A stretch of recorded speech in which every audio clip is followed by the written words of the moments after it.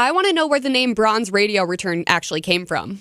The name Bronze Radio Return comes from an old bronze-colored radio that my dad had in his shop. I grew up in the great state of Maine. My dad is an artist there, and we would spend a lot of time in his studio, my sister and I, growing up, listening to this old bronze radio that he'd gotten from his father. Through that radio, I learned a lot about Americana and blues and jazz and country and all sorts of things that I took from that. And it really kind of stood as a beacon of my early influences in music. And when this band got together, it turns out we all have some form of a bronze radio or some form of an early influence that we use while we create music for the band Bronze Radio Return. So Bronze Radio Return is the return of the bronze radio, or our early influences and how we do things now.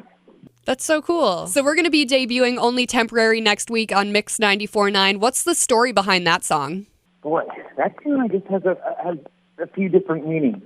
As a songwriter and as a listener to music, some of my favorite tunes are songs that you can hear one way and another person could hear another way. Certainly on the surface of the song, lyrically, kind of talks about that situation that some folks have been in where either interested in someone or something, and that person or thing is more enamored with something else, and you're kind of sitting in the sidelines.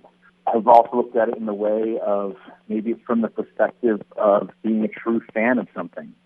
When something comes in and it gets a kind of a flash in the pan mentality, it's kind of only temporary, but people that stick around is really spoken from the perspective of a true fan. So I guess there's a few different ways to look at it. Do you guys have like a music video idea that you're going to run with it? I think the question is, do you have any good ideas? Because we're looking for ideas right now.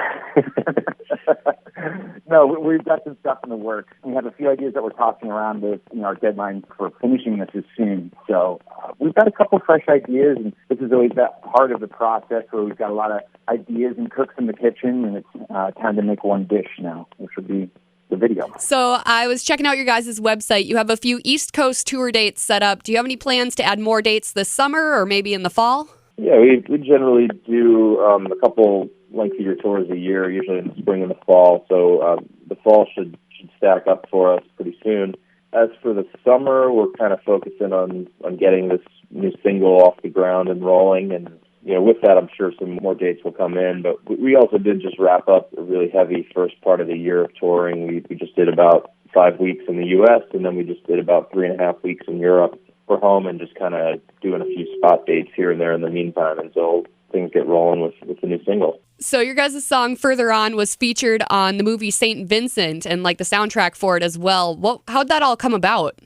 Boy, that was kind of a long process.